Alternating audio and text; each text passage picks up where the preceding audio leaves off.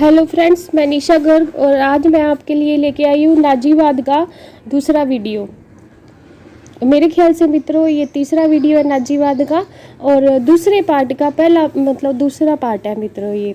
तो इसमें हम पढ़ेंगे नाजी दल की सेना जो थी उसके बारे में हम जानेंगे। इससे पहले जो वीडियो था मैंने उसमें आपको बताया हिटलर का उदय कैसे हुआ, हिटलर का जन्म जो 1889 में हुआ था और हिटलर की जो नीतियाँ क्या थी, किस तरह से उसने जर्मनी का जो राइन गणतंत्र था उसको हटाने का प्रयास किया, किस तरह उसने जेल में अपनी जो आत्मकथा थी मीन कैंप उसकी रचना की। और मीन कैंप का जो प्रकाशन है वो 2 बार में हुआ, पहले 1925 में और फिर 1927-28 में मित्रों इसका दूसरा प्रकाशन होता है। हिटलर जो था वो एक तानाशाह था, यहूदियों से उसको नफ़रत थी, इसलिए उसने जर्मनी में यहूदी विरोधी नीति अपनाई और अपने दल नाजी दल यानी जिसको हिंदी में नात्सी भी कहते हैं मित्रों, नात्सी दल की स्थापना की। लेकिन ये सब जानने से पहले मेरी आपसे रिक्वेस्ट है कि प्लीज़ मेरा जो वीडियो है उसको लाइक, सब्सक्राइब और शेयर ज़रूर करें। और मित्रों ये जो मेरा वीडियो है इसको आप पूरा देखें, पूरा देखने से आपको विश्व इतिहास का हर एक जो टॉपिक मैं करवा रही हूँ अच्छी तरह समझ आएगा।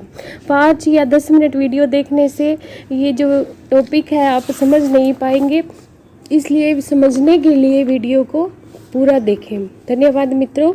आज हम पढ़ते हैं हिटलर की सेना के बारे में। जो हिटलर की सेना थी उसमें 2 तरह के सैनिक थे मित्रों, 2 तरह की इसकी सेना थी। पहली जो सेना थी वो थी भूरी कमीज वाली सेना। तो ये जो पहली सेना कौन सी थी? भूरी कमीज वाली। भूरी कमीज वाली सेना। भूरी कमीज वाली सेना को SA भी कहा जाता था और इसका काम क्या था मित्रों? इसका काम था विरोधियों की सभाओं को भंग करना और प्रदर्शन करना। इसका इतना ही काम था कि जर्मनी में जो हिटलर के विरोधी थे उनको समाप्त करना और वहाँ पर हिटलर का जो नाज़ी दल था उसकी वीरता का या उसकी शक्ति का प्रदर्शन करना। इस सेना का जो नेतृत्व था वो अर्नेस्ट रोहम के हाथ में था। इस सेना का नेतृत्व कौन कर रहा था? अर्नेस्ट रोहम। ये व्यक्ति जो था इस सेना का नेतृत्व कर रहा था और इस सेना के कपड़े जो थे, बुरी कमीज जो थी उस पर हुक क्रॉस का निशान था यानी कि स्वास्तिक का चिन्ह था। इस तरह मित्रों इसको इंग्लिश में क्या कहते हैं? Hook cross. इस तरह का निशान था। तो मित्रों भारत में तो ये जो स्वास्तिक का निशान है इसको धार्मिक भावनाओं से जोड़ा जाता है, लेकिन जर्मनी में इस स्वास्तिक के निशान का मतलब कुछ और ही था। इसलिए हिटलर का जो नाज़ी दल का जो निशान था वो भी हुक क्रॉस था यानी कि स्वास्तिक था और भूरी कमीज वाली सेना की कपड़ों पर भी ये हुक क्रॉस का निशान बना था। और मित्रों इसकी जो दूसरी प्रकार की सेना थी वो थी काली कमीज वाली सेना। अब नाम से ही विदित होता है कि जो एक सेना थी वो तो भूरी कमीज पहनती थी और दूसरी जो सेना थी वो काली कमीज पहनती थी। इस सेना का मुखिया जो था मित्रों वो था हेनरिक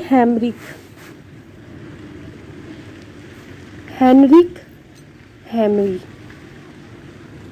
और ये जो थी ये नाज़ी दल के जो नेता लोग थे इनके एक तरह से ये बॉडीगार्ड थी। ये वाली जो सेना थी नाज़ी दल के जो नेता होते थे उनकी बॉडीगार्ड थी। उनकी आज जो हम गार्ड देखते हैं कि प्रधानमंत्री, राष्ट्रपति जिनके बॉडीगार्ड होते हैं हमारे देश में, ऐसे ही ये नाज़ी दल के जो नेता होते थे, प्रमुख व्यक्ति होते थे जैसे हिटलर या अन्य हिटलर के जो साथी व्यक्ति थे, उनकी रक्षा का कार्य इस सेना के कंधों पर था मित्रों। और इस सेना का जो मुखिया था वो था हेनरिक हिमलर। इस सेना के कपड़ों पर खोपड़ी का निशान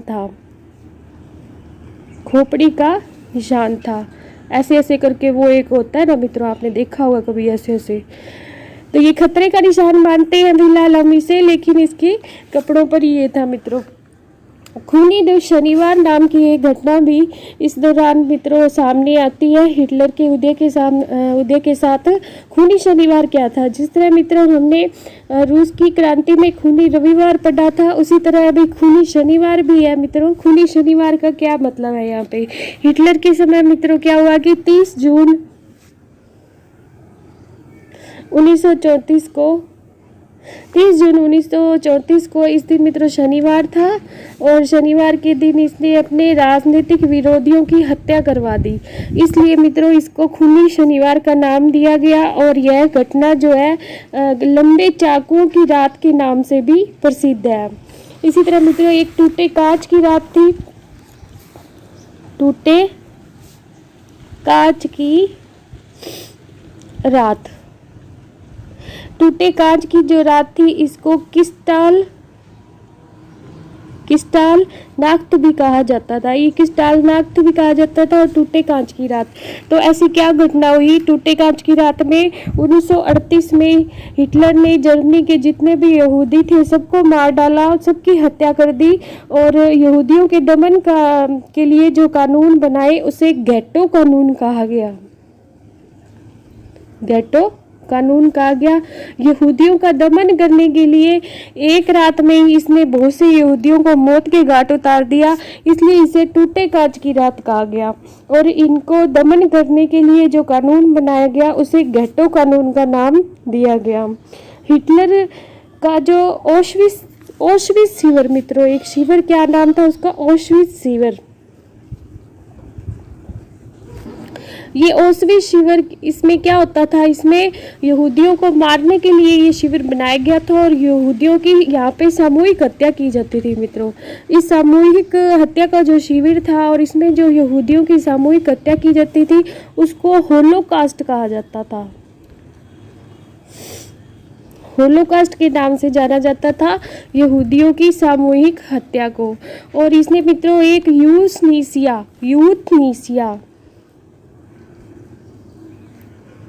यूथनीसिया भी इसकी एक नीति थी मित्रों।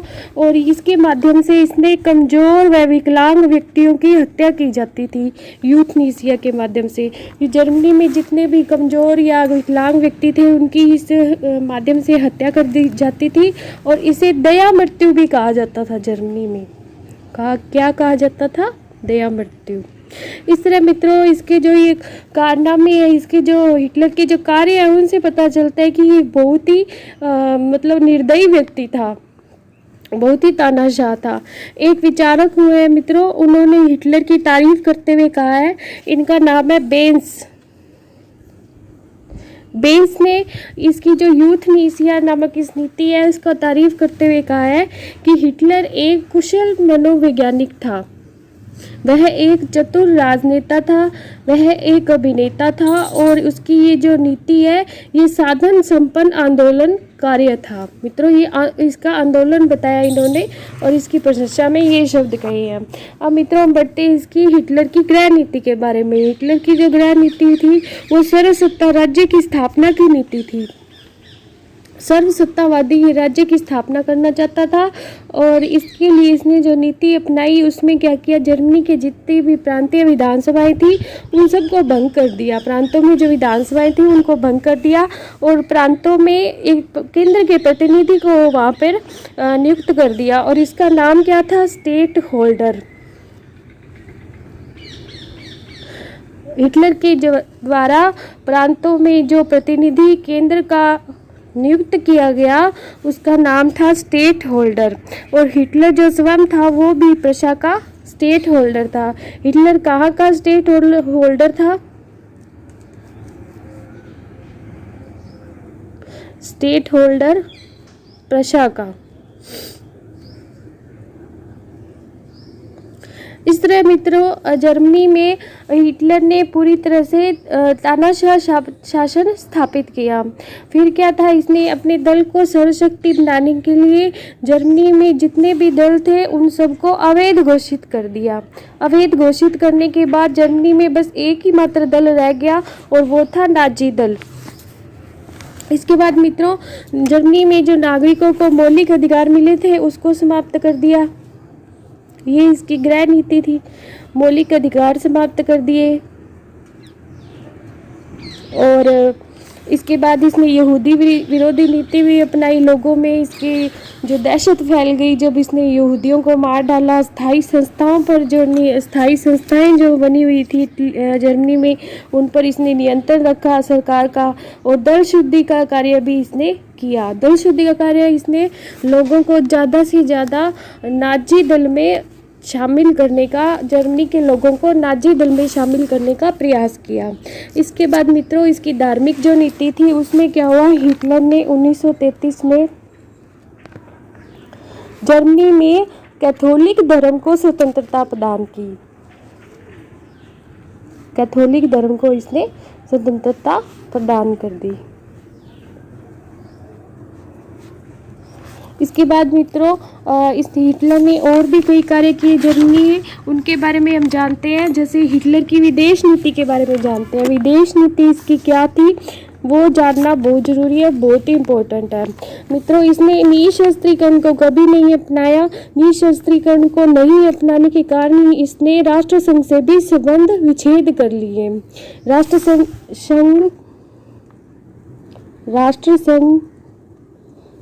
से संबंध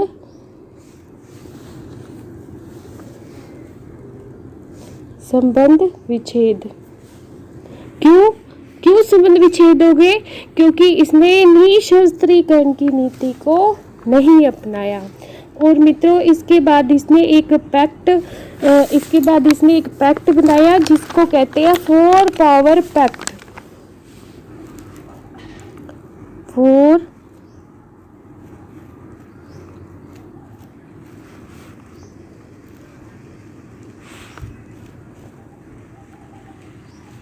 पावर पैक्ट। ये क्या था? हिटलर ने स्वयं को, वो वैसे तो शांति का दूत कहता था स्वयं को, और इसने शांति स्थापित करने में दिखावे के लिए ब्रिटेन, फ्रांस और इटली के साथ एक समझौता किया। रोम में इसने ब्रिटेन, फ्रांस और इटली, इन तीनों के साथ एक समझौता किया और दिखावे के लिए कि मैं शांति का दूत हूँ। और इसको मित्रों फोर पावर पैक्ट कहा गया क्योंकि इसमें ब्रिटेन, फ्रांस और इटली और जर्मनी तीनों शामिल थे और इसे फोर पावर पैक्ट कहा गया। फिर मित्रों इसके बाद इसने पोलैंड से भी एक समझौता किया। पोलैंड से समझौता। अभी पोलैंड वाले समझौते में क्या था? ये तो ऊपर वाला फोर पावर पैक्ट तो शांति के लिए था।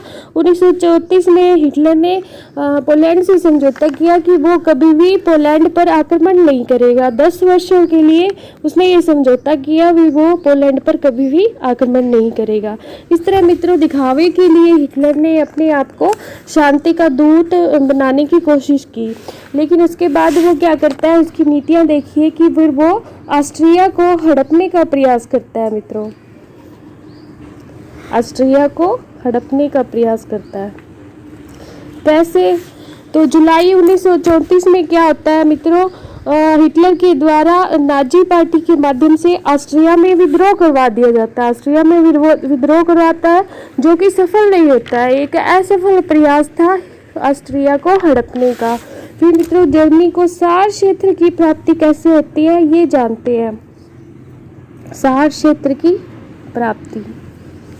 सार क्षेत्र जो प्रथम विश्व युद्ध के बाद वर्साय की संधि द्वारा जर्मनी से छीन लिया गया था, उसको प्राप्त करने के लिए क्या क्या नीतियाँ अपनाई हिटलर ने, उसके बारे में जानते हैं मित्रों। तो उसके लिए हिटलर ने शस्त्रीकरण की नीति अपनाई और शस्त्रीकरण से संबंधित जर्मनी में आदेश दे दिए मार्च 1935 में। और इसके तहत हिटलर के खिलाफ जो 1935 में हिटलर के खिलाफ इटली ने स्ट्रेसा मोर्चा खोल दिया। जब इसने निःशस्त्रीकरण की नीति को नहीं अपनाया और जर्मनी को शस्त्रीकरण के आदेश दे दिए तो संधि तो इसने भंग कर ही दी। और 1935 में क्या हुआ, इटली ने स्ट्रेसा मोर्चा खोल दिया इसके खिलाफ। स्ट्रेसा मोर्चा किसने खोला? इटली ने खोल दिया मित्रों इसके खिलाफ। इटली ने खोला 1935 में। अब क्या हुआ कि इसने ब्रिटेन के साथ भी एक समझौता किया सन 1935 में। 1935 में इसने ब्रिटेन के साथ एक समझौता किया जिसको नाविक समझौता भी कहते हैं मित्रों, नाविक समझौता। ये नाविक समझौता क्या था कि राइनलैंड का जो सैन्यकरण वो करना चाहता था, एक तो राइनलैंड का सैन्यकरण करना चाहता था, और इसलिए क्या किया उसने, मार्च 1936 में हिटलर ने राइनलैंड में अपनी सेनाएं भेज दी। ये राइनलैंड जो है ये जर्मनी का प्रदेश था, और यहाँ पर क्या है पहले सेनाएं हटा ली गई थी, लेकिन बाद में क्या है कि इसने हिटलर ने नीति अपनाई सैन्यकरण की, और यहाँ पर मार्च 1936 में इसके द्वारा अपनी सेनाएं भेज दी जाती है। इसके बाद मित्रों रोम बर्लिन दूरी, रोम बर्लिन दूरी। इसके बाद इसके रोम बर्लिन दूरी के बारे में इतिहास में बहुत ही ज़्यादा पढ़ते हैं हम कि आखिर ये रोम बर्लिन दूरी क्या चीज़ है। मित्रों रोम बर्लिन दूरी जो है वो 1936 में अक्टूबर 1936 में जर्मनी व इटली के मध्य हुए इस एक समझौता होता है जिसमें स्पेन की अखंडता का वचन दिया जाता है मित्रों। तो इसको ही कहते हैं रोम बर्लिन दूरी। रोम माने इसमें इटली भी शामिल था, बर्लिन माने जर्मनी शामिल था, और ये क्या है ये दोनों मिलकर इस बात का समझौता करते हैं कि ये स्पेन को अखंड रखेंगे या स्पेन को कभी टूटने नहीं देंगे। तो इसको क्या कहा गया, ये जर्मनी और इटली के बीच एक समझौता था। रोम बर्लिन दूरी क्या था, जर्मनी और इटली के बीच एक समझौता था कि स्पेन की अखंडता का इसमें वचन दिया गया था। अब मित्रों इसके बाद एक समझौता और होता है कॉमिंटन विरोधी समझौता। कॉमिंटन विरोधी समझौता। ये कॉमिंटन विरोधी समझौता होता है नवंबर 1936 में।